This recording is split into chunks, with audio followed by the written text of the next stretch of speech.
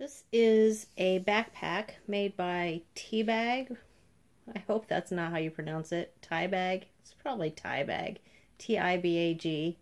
Anyway, right now it is stuffed with my pillow, so you can get an idea of the shape and size of it. But I'm going to go ahead and also measure it. This is larger than most other backpacks.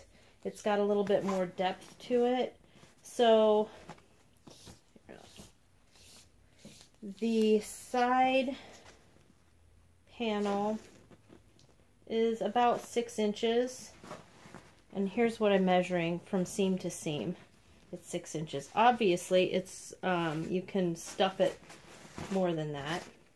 And then the front panel from seam to seam is about 12.5 inches, and the back panel from seam to seam is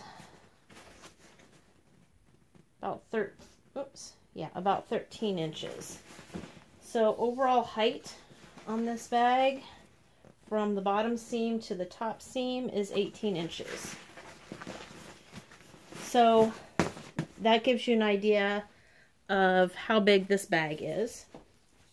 It has lots of pockets. So here's a pocket, which is a flat pocket, and it runs down the entire front. And then it also comes up into that cavity right there. And then it's got bungees right here, which are adjustable like that. On each side, it has mesh pockets, which I typically use for water bottles, but you can use them for whatever you want.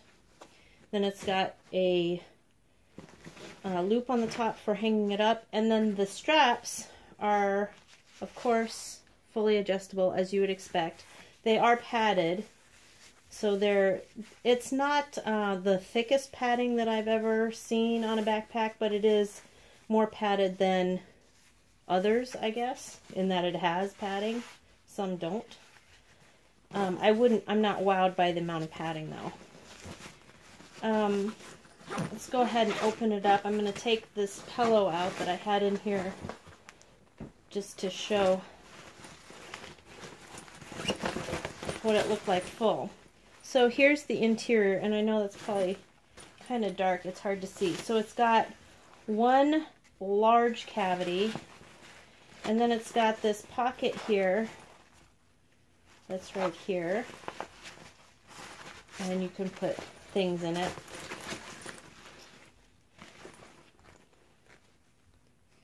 So it's labeled as a hiking backpack. I look at this more as a school backpack. I have an actual hiking backpack that has ribs in it and the whole works, and this is a far cry from that. Not to say that you couldn't use it for a hiking trip, but I think serious hikers would probably gravitate towards something a little more heavy duty than this. That's my own personal opinion. This would be a good bag, I think, for flying with, because it's small enough you could use it as carry-on, but yet it holds a lot of stuff.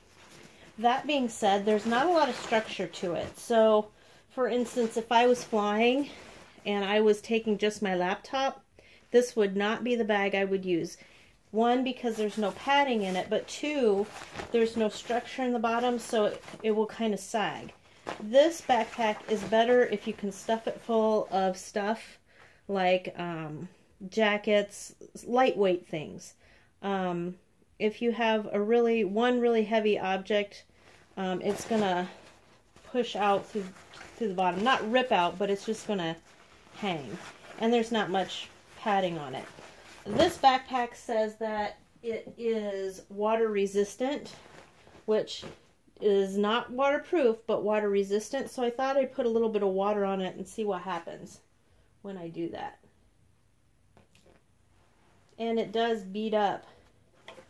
I don't know if you can see that, but the water is just beading up and it's sitting on top of the bag. So that's good.